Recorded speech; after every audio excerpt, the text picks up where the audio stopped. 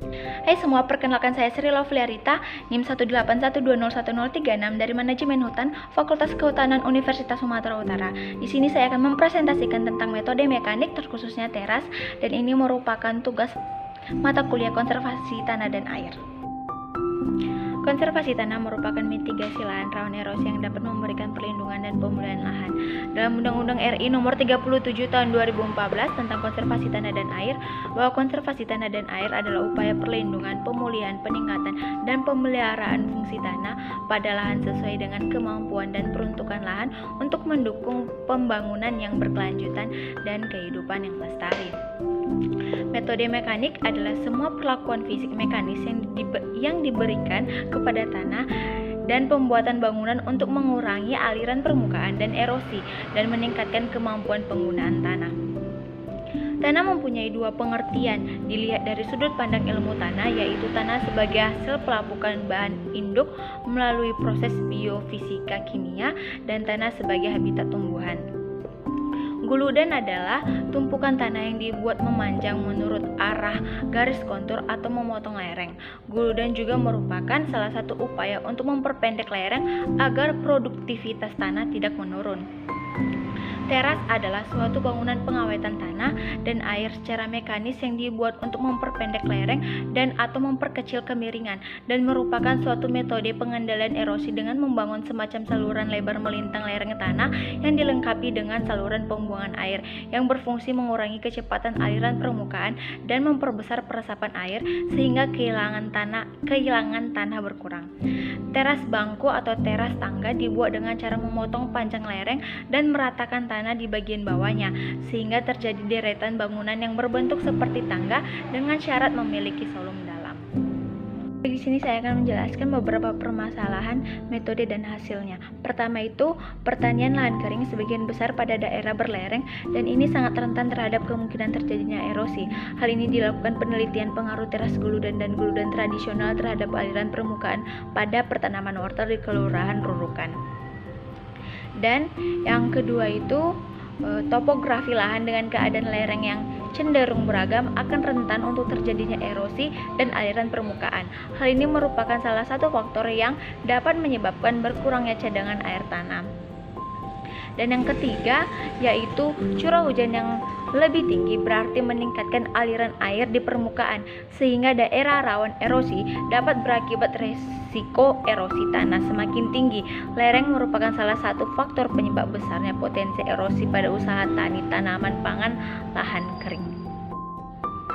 Dari permasalahan tadi ada beberapa metode yang digunakan. Untuk kasus yang pertama yaitu adanya variabel pengamatan, termasuk curah hujan, infiltrasi aliran permukaan, dan tahapan, yaitu persiapan penyiapan lahan, pembuatan petak percobaan, pemasangan agrometer, penanaman, dan pengukuran atau pengambilan data di lapangan. Untuk kasus yang kedua, yaitu metode penelitian menggunakan rancangan blok terpisah atau split block design dalam rancangan acak kelompok, di mana teras bulut sebagai petak utamanya. Dan untuk kasus yang ketiga, cara ini dibuat secara beraturan untuk memotong lereng pada dimensi lebar teras 30 cm dan tinggi 25 cm. Pada setiap panjang teras 50 meter dibuat saluran pembuangan air atau SPA. Teras bangku atau teras tangga dibuat dengan cara memotong panjang lereng dan meratakan tanah di bagian bawahnya sehingga terjadi deretan bangunan yang berbentuk seperti tangga. Adapun hasil penyelesaian yang didapatkan yaitu untuk kasus yang pertama, aliran permukaan tertinggi sebesar 0,1428 meter kubik per petak pada petak teras guludan dengan intensitas hujan 22,24 mm per jam dan terendah sebesar 0 meter kubik per petak pada petak badengan guludan tradisional dengan intensitas hujan 1,17 mm per jam. Dari hasil penelitian yang diperoleh ternyata penggunaan teras guludan dan mendengan atau guludan tradisional dapat diterapkan pada lahan berlereng dengan pertanaman wortel. Untuk kasus yang kedua, hujan yang jatuh ke permukaan tanah cenderung akan hilang sebagai aliran permukaan yang dapat menyebabkan erosi. Teras bulut efektif dalam mengurangi terjadinya aliran permukaan terutama pada bulan dengan curah hujan yang tinggi. Kemampuan tanah dalam menyerap air air ke dalam dapat lebih ditingkatkan dengan adanya teras gulut. Dan teras gulut mempengaruhi tingkat pertumbuhan dan produksi kelapa sawit karena adanya ketersediaan air yang cukup bagi tanaman kelapa sawit, terutama pada peubah pertumbuhan, yaitu jumlah pelepah dan jumlah pelepas sengkleh.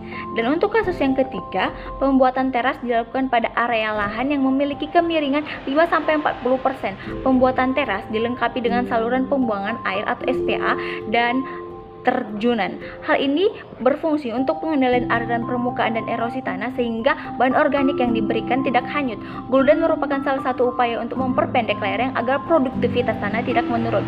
Guludan dapat diperkuat dengan tanaman pakan ternak seperti setaria dan rumput gajah. Pada usaha tani lahan kering, fungsi utama teras bangku adalah untuk memperlambat aliran permukaan, menampung dan menyalurkan air permukaan dengan kekuatan yang tidak sampai merusak, dan ketiga, meningkatkan laju infiltrasi, dan keempat, mempermudah pengolahan tanah pada wilayah yang hamparan terdiri dari batu, maka penguat teras dapat dibentuk dari batu yang disusun.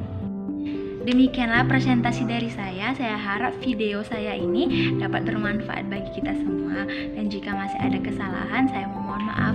Terima kasih, dadah.